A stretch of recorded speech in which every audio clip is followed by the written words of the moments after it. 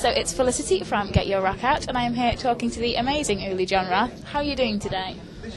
I'm doing very well, thank you. I'm very glad to hear it. Now, we are here at Hard Rock Hell, and it's quite late, and you have already played 2 full sets today. So, are you not really quite tired, or are you still just about okay? Yeah, I was tired in the morning because I only had like 4 hours of sleep, and we came up here from Birmingham. But I was fine, you know, when we played. Cup of coffee, you know. Yeah, it was good. And you played a set on the prog stage and a set on the AOR stage. Yes, I was told to do that, so they just switched me on, you know. They put me anywhere and just play something of this, something of that. So, yeah, we did. You know, we played 2 different sets. Wow. I mean, it can't have been easy to try and prepare for 2 exceptionally different sets at the same event. No, we don't prepare. We had a little rehearsal because our bass player and singer, we had at least 10 new songs for him. He hadn't done these. So yesterday we went through them, but they were not the progressive ones. Of the progressive ones, there was only one. And we did a lot of improvising on the progressive stage with the keyboards and the classical, basically, you know. So, yeah, I'm not really good with preparing. I just like to make, you know, to make things happen. Fantastic. Well, I've heard great things, and so you obviously did something very right. So, got to be a good thing. I mean, which did you find that you preferred one set to the other, audience-wise? No, the audience was fine. The prog stage was very small. But it was okay. We had a horrible sound on stage because of the monitors weren't right, and that was difficult. So when afterwards people said, "Oh, that sounded great," and I was really surprised because it sounded pretty awful on stage, and we just kind of, you know, were winging it. But that happens. Sometimes you really don't know what's going on down below. You know, we have a totally different picture because we hear our monitors, and our monitors sounded like, well, like hell, you know. So it was called Hard Rock Hell. It was like hell. It was all the time, and in the wrong key most of the time. But you wouldn't hear that downstairs. Now, you didn't hear it anyways, but they, you know. So anyways, so that's what it was. And on the second set, we didn't have that. The monitors were perfect on the second one. And the stage was much bigger. The only problem with that one was it was hell again, not for me but for my poor sky guitar, because it was standing right behind me, my spare, my favorite, and I was playing the other one. Maybe I shouldn't have done that, but as I was walking off the stage, there was a huge puddle on the floor behind me, and I didn't see it while I was playing, and then I saw the entire guitar was completely covered in an oily substance, and it had come down, not from the sky, but obviously hell broke loose above us, and this guitar, now the entire lacquer has disintegrated because there was like some turpentine, whatever kind of on it. So yeah, and I only had this guitar back 3 days ago from Hamburg. It's been in Hamburg twice in the last 3 months, flying back and forth, and this time I carried her into Manchester, and I brought this guitar in because there was he fixed some electronics. So now, 3 days, in 3 days I will be in Frankfurt. Guess what my guitar builder will say? The same guitar 3 times in a row, but this time please refinish it completely. He's going to not be a happy camper. Not at all. Is it going to be fixable though? Well, the varnish is completely gone. It's like everything looks dull now, you know, and it is like a $16,000 guitar, you know. So he'll be able to do it, but it'll be a different finish, you know. Oh, I'm so sorry to hear it. No, that's really very well, sad. So much for your question. You know? I'm a little talkative today. You know? I'm very glad to hear it. Our shows were too short because normally in America we sometimes play 3-hour sets, you know, and then I'm really finished. So now I'm still a little psyched up and. You could do an impromptu acoustic set in the corner. Yeah, I don't like acoustic sets. I like the electric angle, you know. In that case, we could try and set up a mini stage in the corner here. That might not. With the guitar that just got stripped of its varnish. You should have seen the guitar strap. It's completely oily. Yeah. Never mind. How do I feel for you? I'm not easily upset. Well, I'm very happy to see that you're still smiling through all of this. Yeah. Yeah. I do have a sense of humor.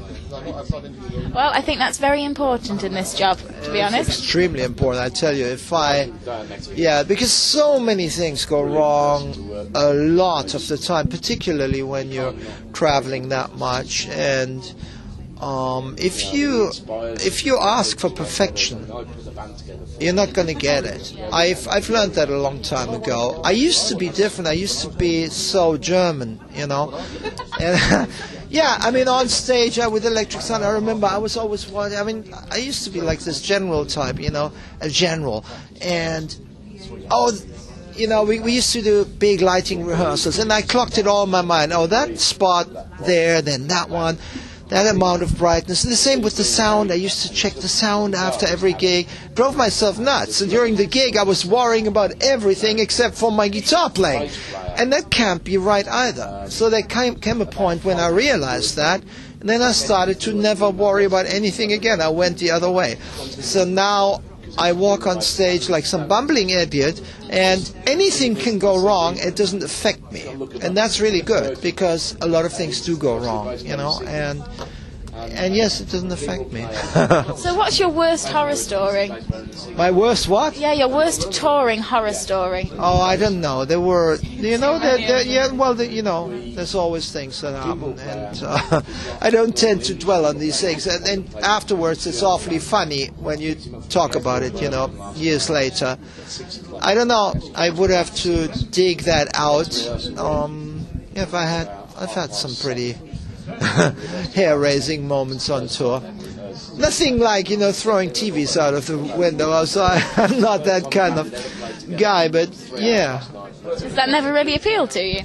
No, I've never thrown anything down. I'm just actually totally non-aggressive. I'm sorry. I shouldn't even be in rock.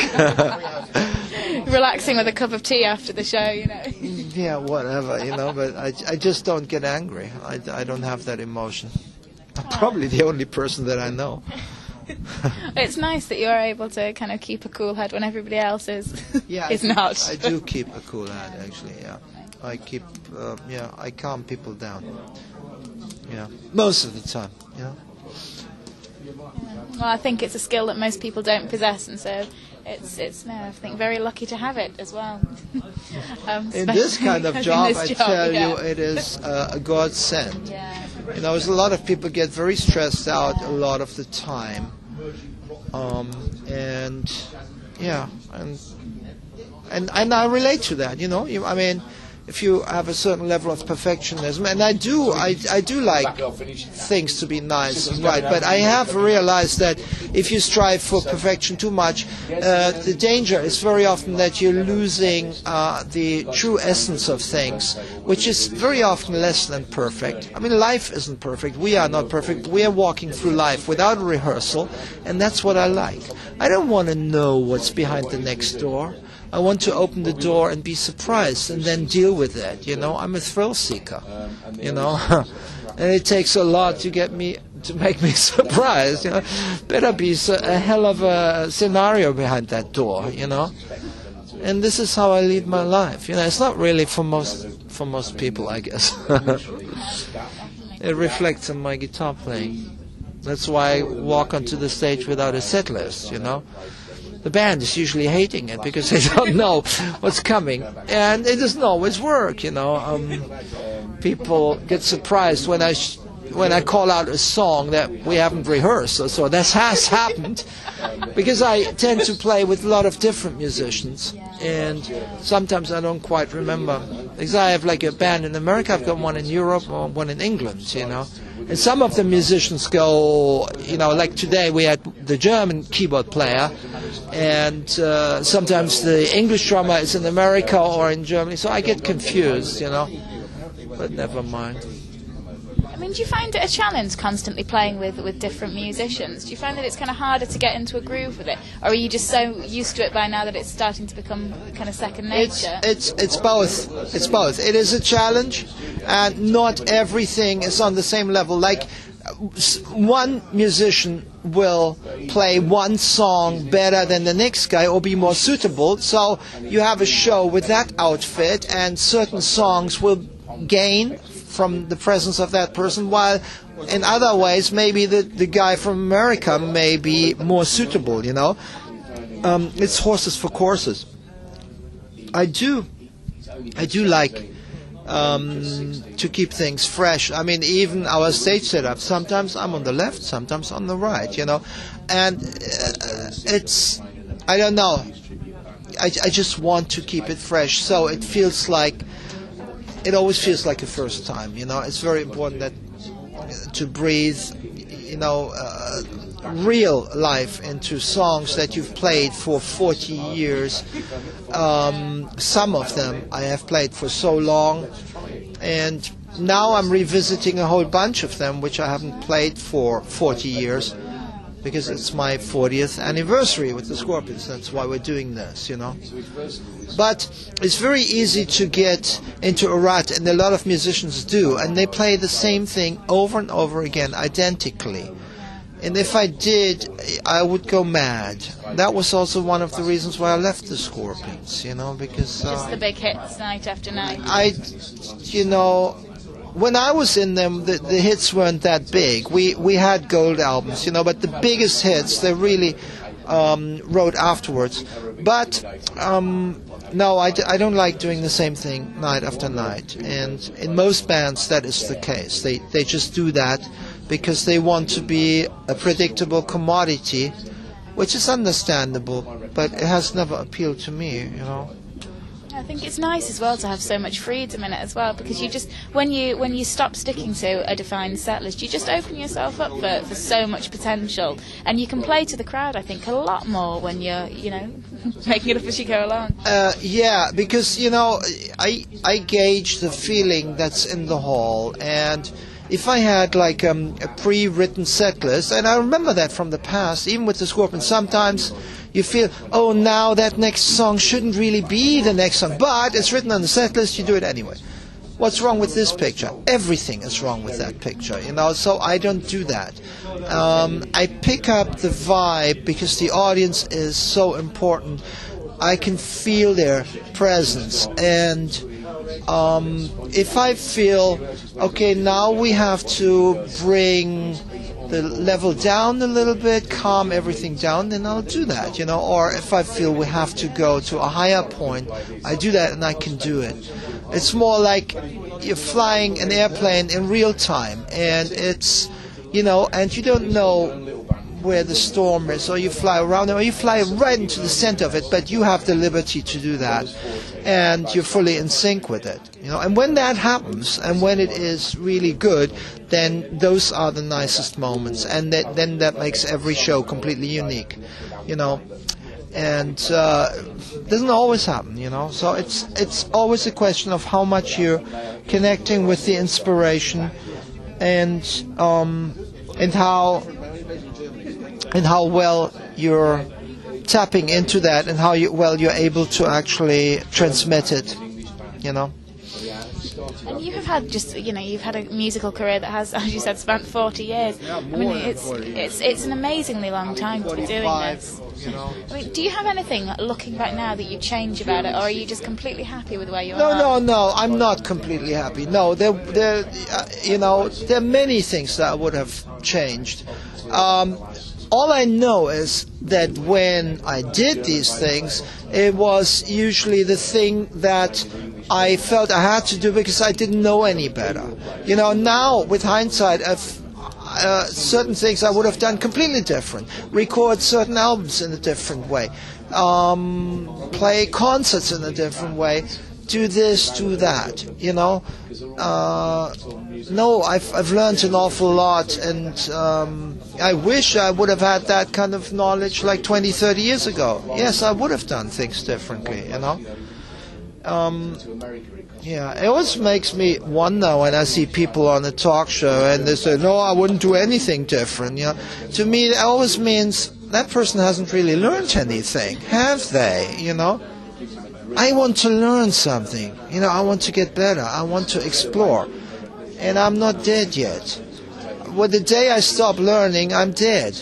You know, I mean, what's the point? You know? I mean, you say, that you're not completely happy with where you are now. Where would you like to be? I didn't say where I am. Yeah, and I'm not happy with where I am even either, because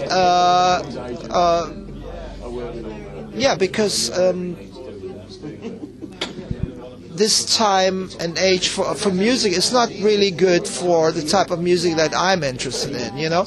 I would love to go back to doing these big orchestra shows, you know, and rock meets classical, and probably I will, because I've had some offers now. You know, sometimes I love what I'm doing, and sometimes I wish I was in a different place. It's that simple, you know. But in the past, definitely I would have done certain things differently, you know. Yeah. But then again, you know, everything you do differently brings a new future, you know. So I don't know whether that would have been even good, you know, or whether it would have made a lot of difference, you know. It's just life. No, very true. Hinting at some more orchestral things, what kind of things are in the pipeline that you're allowed to talk about? Well, I've been offered to play a show in Switzerland in July with an orchestra doing my Vivaldi Metamorphosis, you know, the 4 seasons that I've done with the orchestra. So maybe I'll go for that, but it's a big sea change, because we gotta get, you know, that ship into gear again, and it's not just me, it's like a whole bunch of things attached, you know. I have to dig out the old scores, etc., etc. It's a big deal. It's not like, you know, coming here and jamming away, you know. There's also something in the pipeline, like a rock meets classical tour in Germany in April, but next year. So we will see, you know. There have been various things that didn't materialize. It's a difficult subject to pull off. You know, that's why you don't hear it so often. And when you hear it, very often it's not very good. It's extremely difficult to get it right. Yeah. No, so. You know, it's such. I mean, to me personally, it is my absolute favourite type of music, because to me it encompasses. Well, I love the blues, but I just think the mixture of classical and the mixture of rock, it's just. I mean, it's just exceptional. And to me, nothing kind of sums up what I love about music more than that. Wow, that mixture. That's good. I mean, what I love about it, among other things, is that it's so completely unexplored yet. Yes. I can see so much room for new avenues, new pastures, and yes, they are very green. Actually, I can see them in a rainbow color almost. You know, the sky's the limit. And for me, whenever I was working with the orchestras, those were always like such highlights for me. As much as I love playing a great rock show, and you cannot do the same with the orchestra, you know, like letting it all hang out, going all the way. You cannot with the orchestra, because the orchestra is like you have like an Arab horse, and you have to ride that horse, and it's so sensitive, and the tiniest something can like make that horse, you know, jump over the cliff, and everything falls to pieces, you know. Playing in a rock band with a loud guitar is more like flying an airplane, and it's a different kind of thing, you know. It's very different. No, I saw a film recently actually called August Rush, which was a very, very cheesy film. But basically, the entire film score. It was a love story about a man and a woman who'd fallen in love. A woman, was a classical musician, and the man was a singer in a rock band. And the whole film score just integrated the two, just the entire way through. And it's such an exceptional film soundtrack. It's untrue because it cuts from the rock into the orchestral, but all in the background. You've got the full thing playing, but mixing the two together. So what's the name? August Rush. It's a very cheesy film to watch, but it's Robin Williams is in it, and it's worth it for the soundtrack alone because it's absolutely beautiful. Wow. So yeah, definitely one to check out. Yeah. I mean, I think there's quite a few. There's quite a few bands that are talking about it a lot more as well at the moment, and so we can but hope that it starts making its appearance more and more. I mean, if the backing was there and you knew that you'd be able to produce the goods, would you be just jumping at the chance if it was offered? For what? For the orchestral side of stuff more and more. Yeah, no, I mean, as I say, there have been several projects have been on the table, and they all didn't materialize for various different reasons. There were always different reasons. Some were purely logistical, whatever. Sometimes it's financial because it costs a fortune to do the orchestra thing. No, I'm ready. I'm ready. Well, I will, cross everything and hope that materialises in the not-too-distant future and in a not-too-distant country as well. The next kind of 6 to 12 months, I mean, what have you got planned? Where are you going to be and what are you going to be doing? Or do you honestly have no idea what most of it holds yet? Well, I don't really know what I'll be doing because I'm working on various projects and they're all kind of very time-consuming. I don't know which one will be the first to finish. We have quite a few gigs coming up. They're not yet posted on the website, but quite busy on that front. In the UK or further abroad? There will be some in the UK, but like Spain, Europe, Greece, South America, Japan, and. So we've recorded a live album in America just recently. So that is quite a lot of chunk of work because we recorded like 20 shows and they're like 3 hours long. So I have to go through all of that and find the best tracks, Sounds a bit like a nightmare because I don't really like doing that kind of work. But I will have to do it, and we also shot a video documentary to go with it. I've written a new album last year, but I haven't started recording it yet. So that's it's a rock album with a lot of classical overtones, shall we say. My last one was more classical, but this one is more rock. Then I've been offered some touring for next year. And I'm always writing my Sky Academy book, which has been long in the making, so I don't know when that'll be finished. But that's quite a comprehensive thing to do, and I'm spending a lot of time with that. I'm also teaching seminars, Sky Academy, which is about the metaphysics of music and how music, how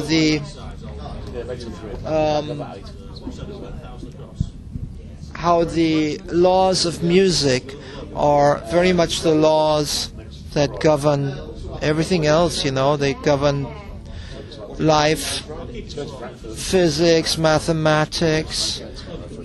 It's very much the same kind of laws, and I'm interested in trying to find a way to live by the laws of music, and because I see that we haven't really explored those avenues, and not just in a physical way, because our bodies are basically just like music is. Well, every organ resonates to certain frequencies and harmonies. Our muscles are like strings, and they're music. Our cells But no, on a mental level and on an emotional level and spiritual level, that's even more interesting, because that also works according to the same laws of music.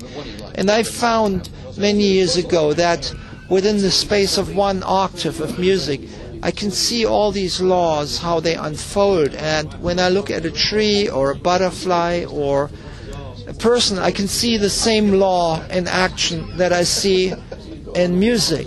You know, like even simple things, like if you have a single note, any single note, a bass note, you will see that this note develops overtones as soon as it connects with the air. And these overtones always follow the same law. It's a stacked chord, it's a major chord, and then it's a major 7 chord, and it carries on. Eventually, you find all 12 notes of music, all 12 notes resonate or originate from one note.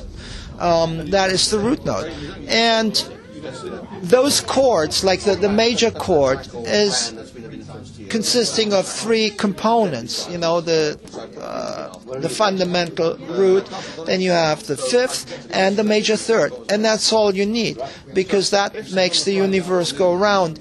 And I can see this structure, which is, and this principle, which is very much a mathematical principle, I can see it reflected in the way our bodies are built and designed, and how our mind works and how our spirit works. And it's absolutely fascinating, you know. And that's what I teach in Sky Academy, you know. It's like stuff like that, you know. And yes, I do teach guitar as well in Sky Academy. But very often you find there are people there who are not even guitar players, you know. I must admit, after everything you've just said, I really quite want to come and, and learn. It sounds absolutely fascinating. Well, I'm fascinated by it. That's why I get excited when I talk about it. And I've always been fascinated ever since I first started. Even with the Scorpions, I was interested in these subjects, and ever since then I've investigated it. And it's been a long, long road. And now I know so much more than I did in the beginning. In the beginning, I just felt it instinctively, but I wasn't able to explain anything, and I didn't have any answers really, you know. Gradually I got a lot more answers. I still have a lot of questions, but at least I've got a lot more answers, and these answers helped me to become a better musician, a better artist, and that's what I'm teaching. I'm teaching them basically the stuff that works for me, you know, and it does work. It does work. As long as you have an open mind, you know. And do you still feel as though you're learning all the time? I'm learning all the time. Yeah. And I do it at night while I'm sleeping. I mean, yesterday, before I woke up, it's very often in the hour before I wake up, I start seeing things, and I see those things that I'm teaching. And this was to do with the law of the octave, and I realized how our hands and our arms are perfectly shaped like a musical octave. It doesn't look like that, but once I start explaining it, you will understand it more. And I remember that dream because it was so clear, and it was about an hour. And then I wake up, and then I write it all down, and because, you know, then I start forgetting it. But in the moment when I wake up, it's still very clear. And a lot of the best stuff comes to me like when I'm, you know, half awake, or like almost like in a meditation, you know. Because a lot of that stuff, you don't see it with an everyday kind of eye. It's way below the surface, but it is the stuff that makes the world go round. And it is way more important than what's going on the surface. Or actually, it's just as important at least, because it defines what the surface becomes, you know. And so your students, I mean, do you find that they're from all walks of life? Is it a certain... Yes, they are from all walks of life. We get young, we get old. We get very talented musicians, or sometimes we get beginners. It doesn't matter. Anybody is welcome in Sky Academy who is who loves music and who is serious about, wanting to get better. Those people who think they know it all, it's not for this. Sky Academy is for people who are looking for something and who want to explore and who want to be inspired. It's all about inspiration. So what my aim in Sky Academy is always to transmit a certain inspiration to the participants and to get them actively, finally, or eventually, point them into a direction where they can be inspired themselves. Because a lot of musicians don't have the key to that. They play the guitar or they sing, but they don't really get to a certain kind of level. They're just playing music, but they're staying at a level of craftsmanship. Not at the they don't tap into that level of artistry. Being an artist is different because you have to tap into another source and a higher frequency, which you don't find here on this earth level. You find it in a different realm, and you have to extend yourself. You have to tune into that kind of realm of music, and it's a much finer vibration and it's much more powerful.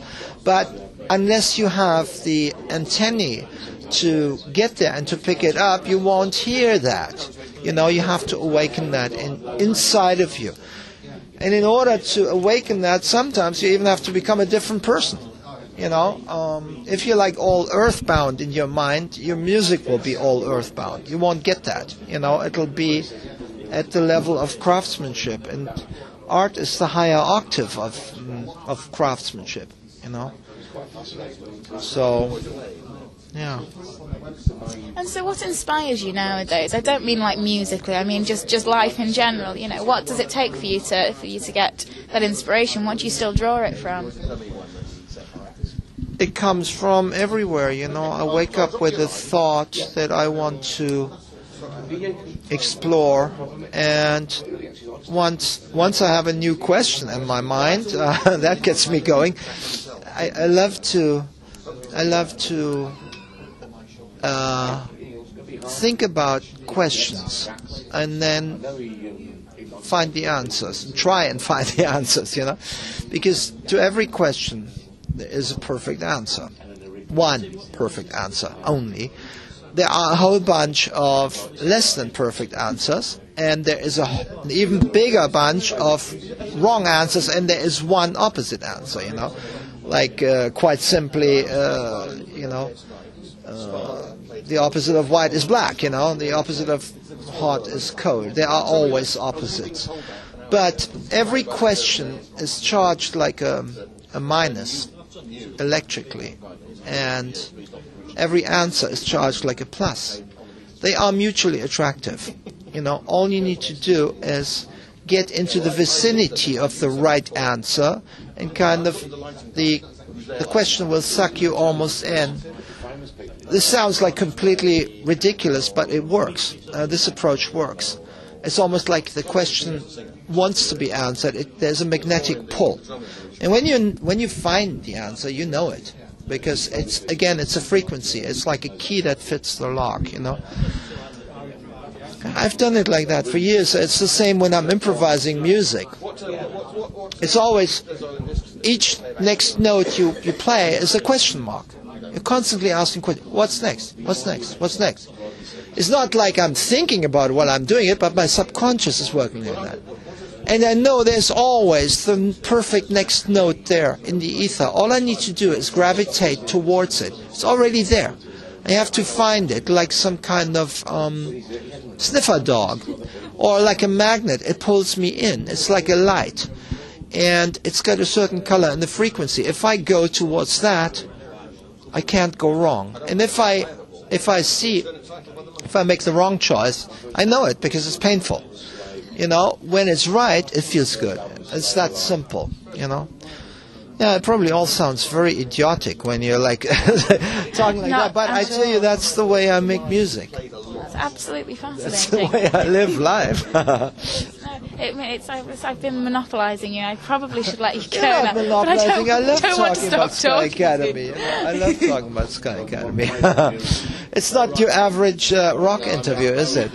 No, it's not. It's so much better. Well, you know, it's yeah, but that's what I do. And to me, the Sky Academy stuff is the thing that's closest to my heart when it comes to my own personal kind of destiny. You know, I love to write music and feel music, but just as much I love to connect with music on that kind of level. You know, it's like I can't get enough of it, actually. It makes such a change from people that come out and play a show because they want to make the money from playing the show and then start playing and then go home. It's just we all need choice, the money to live, you know, but the nice thing when we started out with the Scorpions, I didn't even know what money was. There was never a question about we're doing it for the money. I remember the first couple of years we got like $10 a night each of us, and we were fine with that because everything went towards the production. No, and then suddenly the money started rolling in. I thought, oh, this is nice. Where this is coming from? You know, where's this coming from? I wrote a song, and suddenly you get all these royalties. Oh, interesting. I had not planned on that.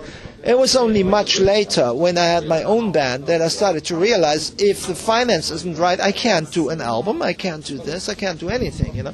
Then I started to understand how money works. I always found it extremely boring, but it's quite painful when you don't have it because then you can't do the things you want, you know. So, anyways, you know, it's the most important thing is to go and do what you have to do, you know. It's a question of destiny, and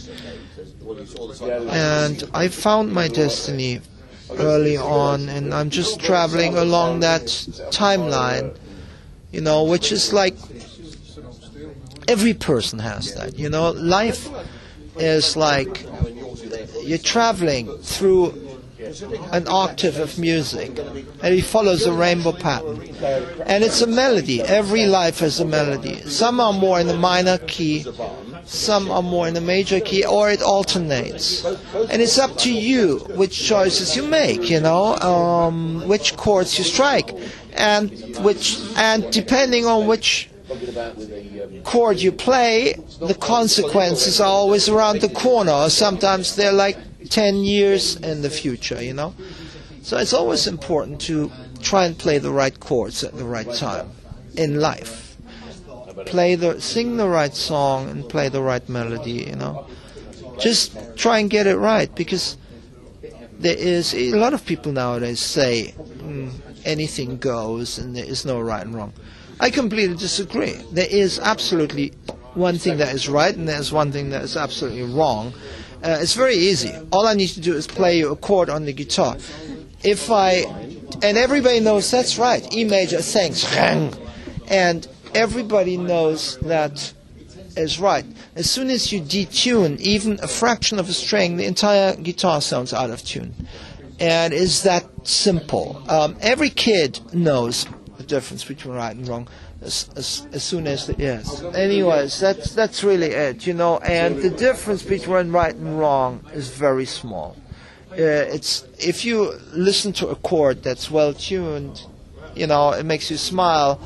Really, all it takes is one note slightly off, and immediately it sounds like an abomination. So it's a very thin line, you know. People don't understand that, but I didn't even understand it. But music taught me that. It taught me that, you know. And then I look at life in a different way. And of course, you know, trying to get things right is quite uncomfortable and painful. You know, it's much easier to always let it all hang out and just always cruise along the path of low resistance, you know, like most of us do most of the time. I do that sometimes, you know. But music to me gives me that which is like almost like a spiritual guideline of what it is. All I need to do is listen to the chords and the harmonies, and then I know that. You know, I see that which is from God in music. I see that light in there. It is the same. And it's very easy to figure out once you look at it from that perspective. It's like child's play, you know, and yeah, that's really pretty much the bottom line of what it is. And that's also what my book is all about, you know. I hope that we can read it soon. I really do. I will hugely look forward to it. Soon. I've got a few 100 pages, and I would probably divide it into several smaller ones. Otherwise, it might become a little heavy on the stomach, you know. But yeah. So much for your question about what I should. Well, no, I mean, thank you so much. Sadly, I've kept you so long that all your crew have now gone. They've gone. Distressed. Yes, they are. So I should probably let you go, as I think you need to leave, which is really, really sad, because I've enjoyed this more than anything else of the weekend. So thank you so much. I enjoyed talking about these things, and I hope some of it makes sense, you know, because it's easier when you demonstrate it. When I have a guitar, you know, you can feel it immediately. Yeah. But talking about it is harder than actually demonstrating things in the musical context, you know. But there you go. You know. Well, let's hope I manage to make it to a seminar one day, hey? Yeah. Definitely. Well, thank you so much. It really has been an absolute pleasure. And I'm sure that I'll run into you somewhere at some point soon. Yeah. Thank you.